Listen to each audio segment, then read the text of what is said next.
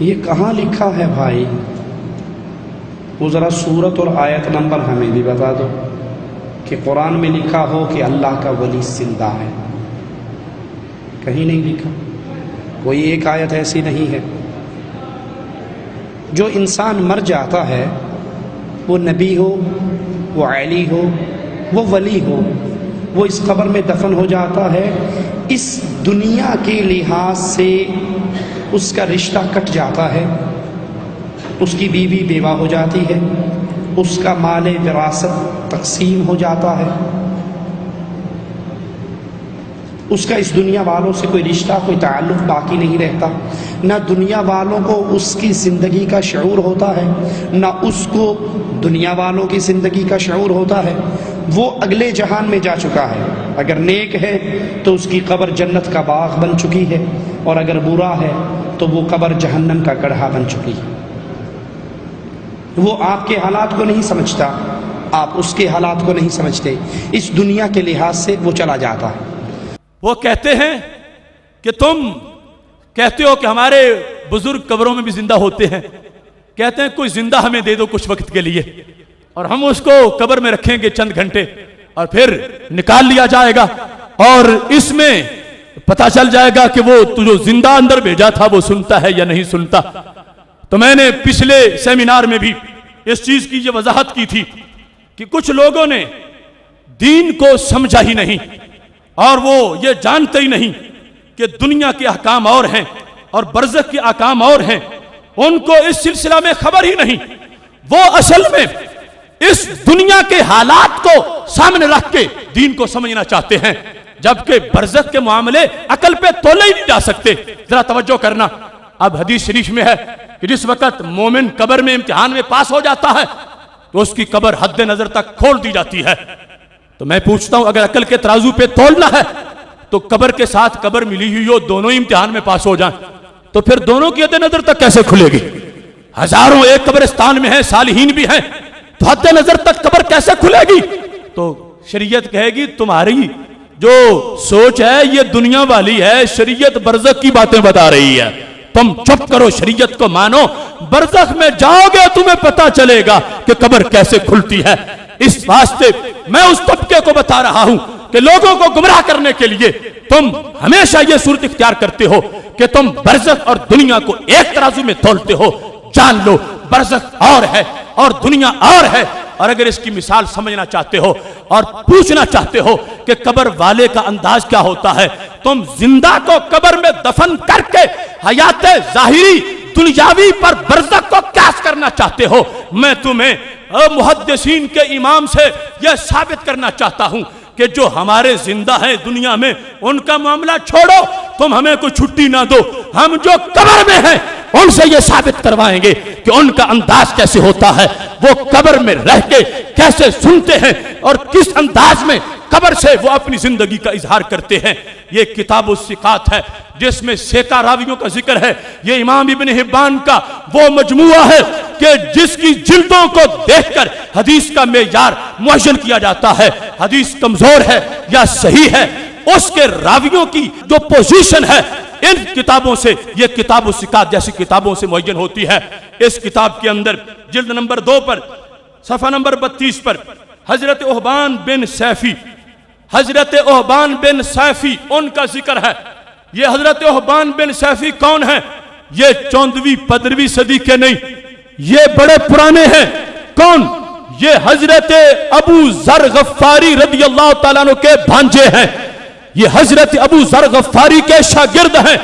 یہ احبان سیفی، احبان بن سیفی حضرت ابو ذر رضی اللہ تعالیٰ عنہ سے روایت کرتے ہیں، اور ان کا انداز کیا ہے؟ یہ بصرہ میں رہتے تھے اور بڑے زاہد و عابد تھے، بڑے پرہیزگار تھے۔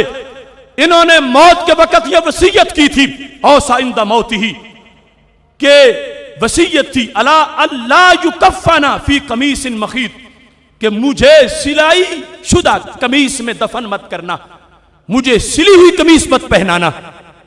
آج یہ لوگ کہتے ہیں قمیص تم نے خود اتاری، قبر میں تم نے خود اتارا، وہ خود نہیں اترے، قمیص خود اتار نہیں سکی، قبر میں پہنچے تو تم نے مشکل کشا مان لیے، कब्र में पहुंचे, तुमने हाजत रवा मान लिए। मैं कहता हूं यह सनद के साथ सहाबा के शागिर्द का अंदाज पेश कर रहा हूं, किताब मजनू लैला की दास्तान की नहीं, यह नकदे रिजाल के इमाम इब्न हिब्बान का यह मजमुआ, जिसके जरिए से हदीसें तोली जाती हैं, सनदें चेक की जाती हैं, इसके अंदर एक अजीम मुहद्दिस, एक अजीम वली का जिक्र उनके शागिर्द जिस अंदाज में करते हैं वो तुम्हारे सामने पेश कर रहा हूं। जब वक्त विसाल आया हजरत ओबान का, इन्होंने कहा मुझे सिली हुई कमीज मत पहनाना। पहले इसलिए वसीयत की कि कोई ऐसा मसला चल रहा था, कुछ लोग मुसर थे कि हमने पहनानी है, ये कहते थे मुझे मत पहनाना, वसीयत करके दुनिया से चले गए। तो क्या हुआ, फकुफ़ना फी कमीसिन, पीछे वो पार्टी गालिब आ गई। उन्होंने कहा शेख जो कुछ कह के गए हैं ठीक है, मगर हम तो कमीज ही पहनाएंगे, हमने जो कहा है सोचा है, हमने बनवा के रखी है, हमने कमीज पहनानी ही पहनानी है। अब जो कहते थे कि शेख की वसीयत को पेश नजर रखो, वो मगलूब हो गए, कमीज पहनाने वाले गालिब हो गए। ओबान सैफी को कमीज पहनाई गई, रूह निकल गई है, जनाजा हो गया है, कब्र में दफन कर दिया गया है। फलम्मा रजऊ मिन दफनिही, जबकि उनके रिश्तेदार उनको दफन करके घरों की तरफ वापस लौटे तो क्या हुआ, कहते हैं दाखलू दारहू, उनके घर उनके कमरे खास में दाखिल हुए। फइजा अल कमीसुल लज़ी कफ़नूहु फीहे मौज़ूउन फिल बैत, वो कमीज जो उनको कफन में पहनाई थी उनके घर लटकी हुई नजर आ रही थी।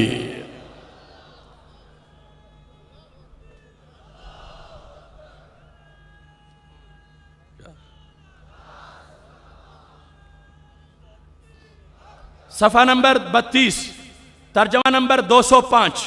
ओबान सैफी, उनका वक्त विसाल, वसीयत यह है मुझे सिली हुई कमीज मत पहनाना। रूह निकली तो किसी ने पहना दी।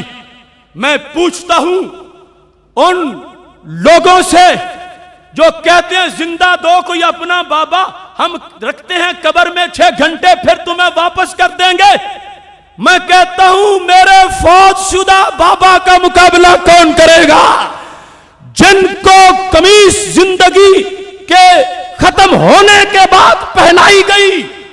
मर्जी नहीं थी कि मुझे कमीज सिली हुई पहनाई जाए, वो पहना के दफन किया, कब्र बंद हो गई। मैं पूछता हूं कमीज निकाल के कौन लाया था, कमीज को घर में किसने लटकाया था, कमीज वापस दफन करने वालों से पहले कैसे पहुंची थी।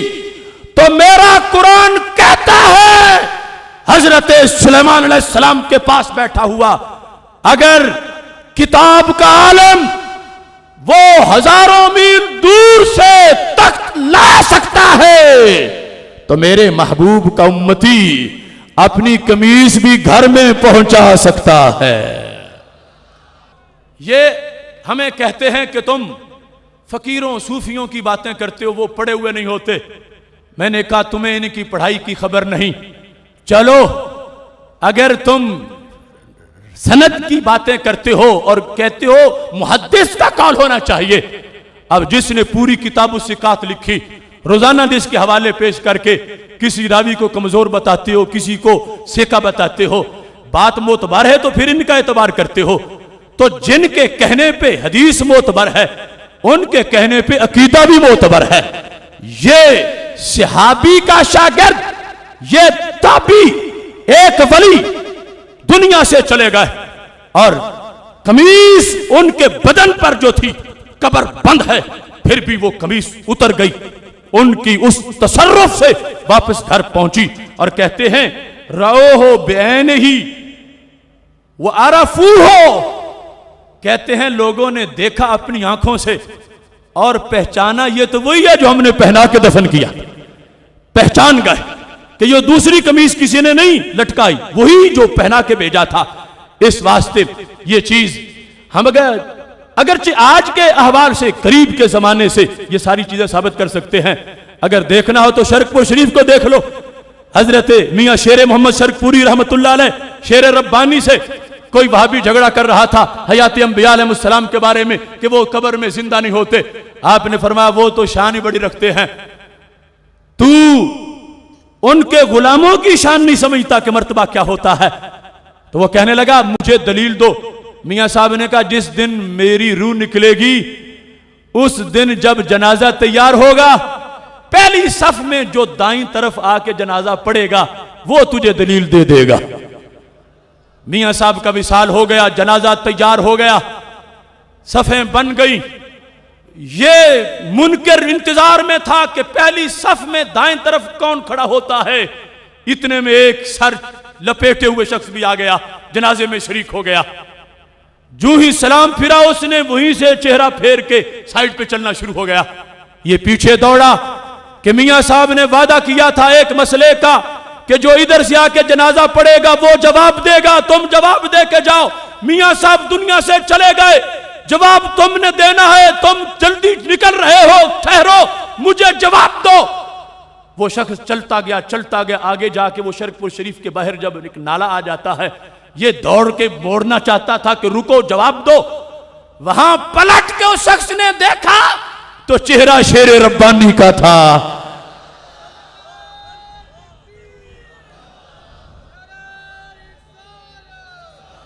تو اس کو پتا چلا کہ جنازہ جن کا ہے وہ بھی شیر ربانی ہے, پڑھنے والے بھی شیر ربانی ہیں. جن کے غلاموں کا یہ انداز ہے اس نبیوں کے امام کی زندگی کا انداز کیا ہوگا. لیکن میں نے آج کے اس فتنے کے سامنے یہ کتاب الثقات سے اس انداز کو پیش کر دیا تاکہ انہیں شک نہ رہے کہ کہاں سے یہ روشنی چلی ہے اور کہاں سے یہ نور آیا ہے. وہاں اس انداز میں تصرف ہے. بعد از وصال چونکہ روح لوٹا دی جاتی ہے اور اللہ کے ولی قبروں میں زندہ ہوتے ہیں اور جو وہاں جاتا ہے اسے فیض سے مالا مال فرما دیتے ہیں.